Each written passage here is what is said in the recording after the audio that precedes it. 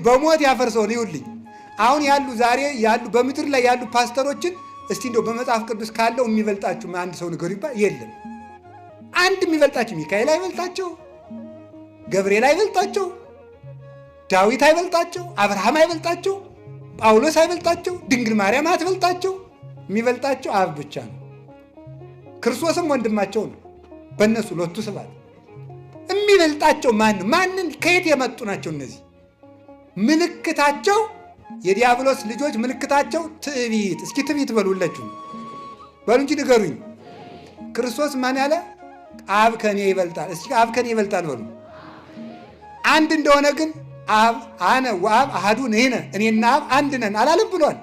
እኔና አብ አንድ ነን ብሎ አንድ ከሆነ አባቴ ይበልጠኛል ያለ ለምንድን ነው? ከአባቶቼ እኔ አንሳለሁ በሉ ለማለት ነው። ከየትኛውም በላይ ናቸው። የሚሰማቸው ካገኙ ሲኖዶሱ ግድ የለም። እግዚኦ ሰማይና ምድር እኮ ይደነግጣሉ። ክርስቶስ ተመልከቱ፣ አንከሩ ሐራ ልዑላን ተመልከቱ። ሶበሬ ወለሳት ግሩ እንዘ ይትላክ ላርዳይሁ ወይ ቀንት አውቀው። አስደናቂው ግሩም እሳት እሱ ድሪቶ ታጥቆ የደቀ መዛሙርቱን እግር ሊያጠብ በተጎነበሰ ጊዜ መላእክት ደነገጡ ነው፣ አደነቁ ነው። አምላክ የፍጡርን እግር ሲያጥብ እነሱ የድንግል ማርያምን ጫማ ለመሳም አንሰግድም ይላሉ። ይሄ ነው ምልክታቸው። የላባ በጎች ምልክታቸው ይሄ ነው። የክርስቶስ መልክ የላቸውም። ትዕቢት ነው መልካቸው፣ ስድብ ነው መልካቸው፣ ነቀፋ ነው መልካቸው፣ አጉራ ዘላይነት ነው መልካቸው፣ ሆዳምነት ነው መልካቸው፣ ምቾት ነው መልካቸው። ክርስቶስ እኮ የመከራ ሰው ነው፣ እነሱ የምቾት ሰዎች ናቸው። ክርስቶስ ግን እኔን ምሰሉ ነው ያለ። ተማሩ ከኔ ተማሩ ነው ያለ። ከሱ መማር ደግሞ ምንድን ነው? እሱ ራሱን ጥሎ ነው የኖረ። ክብሩን እንደ መቀማት እንኳን አልቆጠረው። እሱን እንድንመስል ምን አለ? ወዘሳ ያፈቅራል ነፍሱ ላይ ግድፋ። ሰውነቱን የሚወድ ሰው ካለ ይጣላት። ወዘ ገደፋ ለነፍሱ በእንቲአየ ይርክባ። ሰውነቱን የሚወድ በግራይተ ጥምቀት በግራይተ መስቀል ይጣላት፣ ኋላ ብርሃን ለብሳ ብርሃን ተጎናጽፋ ያገኛታል። ስንዴ ከጭቃ ላይ ካልወደቀች አታፈራም። እኔ ካልሞትኩ እናንተም አትነሱም፣ እንዲሁ ስጋችሁን ካልገሰጻችሁ አትከብሩም ነው ያለ። እሱ መስቀል፣ እነሱ ምቾት።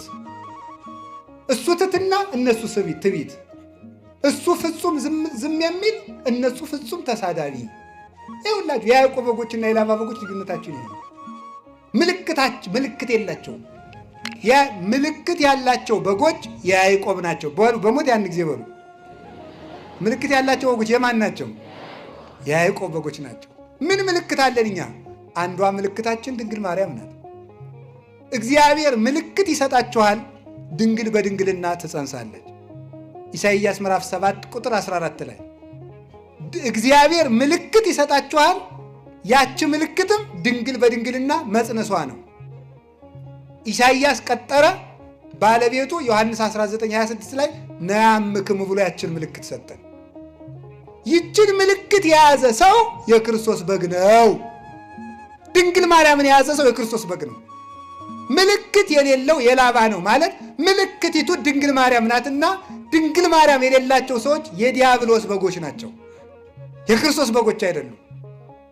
አንዱ ምልክታቸው መስቀል ነው።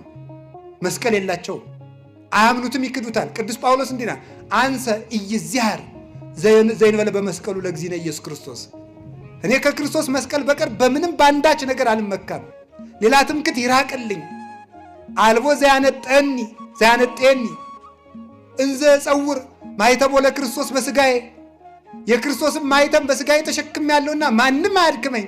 ገላትያ 6:14 ላይ ክርስቶስ ዓለምን የሚሸከም ሆኖ ሳለ ማቴዎስ 27:57 ላይ እንደተጻፈ ስምዖን ቀሬናዊ እንዲያግዘው ያደረገ ከተቀበለው መከራ መስቀሉ ከብዶት ነው። ነገር ግን ክህነትን በጴጥሮስ ማርያምን በዮሐንስ እንደሰጠ መስቀሉን በስምዖን ለመስጠት ነው፣ በረከት ለማካፈል ነው። መስቀሉ የሌላቸው እነዚህ ተፈጥሯዊነትን የካዱ ስንፈጠር እንኳን እግራችን ስንዘረጋ እጃችን ዘረጋ መስቀል መሆናችን ለመስቀል እኛ ራሳችን የመስቀል ምልክት ነን። መስቀሉን የጣሉ ምልክት የሌላቸው በጎች የዲያብሎስ የላባ ናቸው። እኛ ግን መስቀሉም አለን፣ እመቤታችንም አለች። ጥምቀት የላቸው፣ አይጠመቁም። የያዕቆብ ልጆች ከገንዳው ነው የሚገኙ። እነዚህ ደግሞ አይጠመቁም። የኢየሱስ ስም ብቻ እየጠሩ ነው የሚኖሩ። ክርስቶስ አርአያ አድርጎና አንዳንዶች በስብከት ተጠምቀናል ይላል። አንዱ በስሙ ተጠምቄያለሁ ስሙን ካመንኩ ይበቃኛል ይላል። ክርስቶስ በውሃ ነው የተጠመቀ፣ በውሃ ትጠመቃለህ።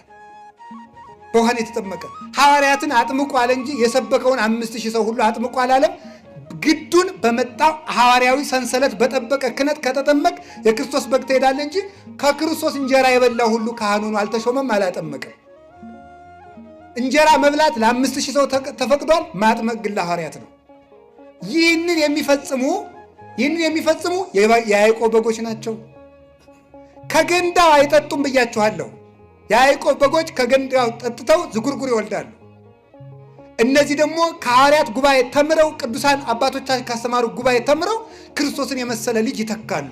እነዚህ ግን ተመልከቱ፣ አውራዎችን አይፈልጉም፣ መምህራንን አይፈልጉም። የአትናቴዎስ፣ የቄርሎስ፣ የዮሐንስ አፈወርቅ፣ የአግናጤዎስ፣ የቅዱስ ያሬድ፣ አባ ጊዮርጊስ፣ የኤስድሮስ ትርጓሜ ሲባሉ ተረት ነው የሚል ስም ያወጡለታል። ያለ አውራ በግ መጽነስ የሚፈልጉ ያለ መምህር መጽደቅ የሚፈልጉ ትርጓሜን የሚነቅፉ እነዚህ የላባ በጎች ናቸው። ቅዱስ ሥጋውን ክቡር ደሙን የማይቀበሉ እነዚህ የላባ በጎች ናቸው። እስራኤል ከግብፅ ሲወጡ ከመቃኑ ላይ ምን አድርገው ነው? ደም ቀብተው ምልክት ያለበትን ቤት እያየ ሞተ በኩር አልፏቸው ነው። የበሩ የቤቱ መቃን የተባለ የምዕመናን ከንፈራቸው ነው። ሥጋው ደሙን አይቀበሉም። የጌታ እራት እያሉ መቀለጃ እያደረጉ እንጀራ ዳቦ ሲቆርሱ ነው የሚውሉት።